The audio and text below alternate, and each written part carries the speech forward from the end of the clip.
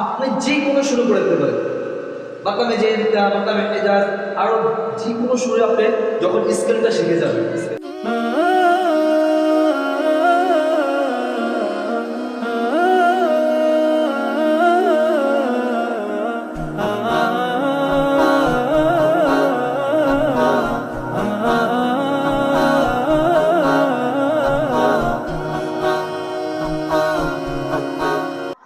এই স্কেলটা দেখছেন?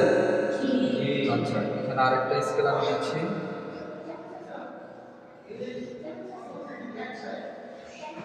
খেয়াল করেন, এই যে ক্বালা ইন্নী আবদুল্লাহ, খেয়াল করছেন উপরের চিহ্নটা কিসের? আপনার যে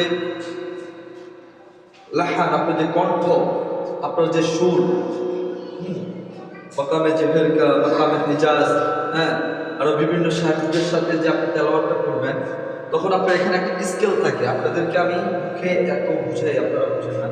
এই জন্য যখন ওস্তাদরা তাজবিদ করাবে, মাস্ক করাবে, তখন আপনারা কোথায় তাকাবেন? ওস্তাদের জবানের দিকে তাকাবেন। কোথায়? জবানের। ওস্তাদের ঠোঁটটা কি করতেছে, ওস্তাদ কি কোন স্কেলে পড়াচ্ছে, ওস্তাদ কিভাবে সাউন্ডটা দিচ্ছে। হ্যাঁ, এটা হলো আমাদের সাউন্ড। কি? হ্যাঁ, আমি ক্বালা সোজা, কি স্পষ্ট এবং কি সোজা। ইন উপরের দিকে, কোন দিকে উঠবে? একটা সাউন্ড, গুণটার সাউন্ডটা সবচেয়ে উপরের দিকে ধাবমান থাকবে। কোথায় থাকবে? ইন উপরের দিকে। কোথায় থাকবে? এই যে দেখেন, ক্বালা ইন্নী, কথা বলছেন?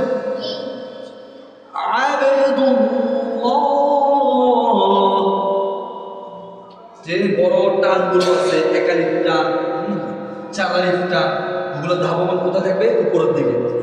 এই স্কেলটা বুঝছেন? এই যে, হ্যাঁ, এই যে দেখছেন, আবার নিচের দিকে সাউন্ডটা হালাই দেবে। ঠিক আছে, হালকা আমাদের সাউন্ড চালাবে। ঠিক আছে, দেখি আপনারা একসাথে বলেন তো, দেখি সবাই বলেন।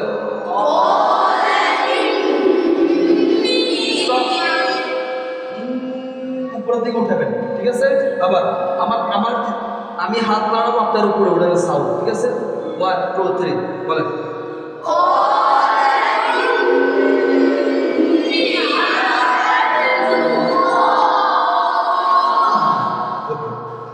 আরো স্কেল আর দেওয়া হবে।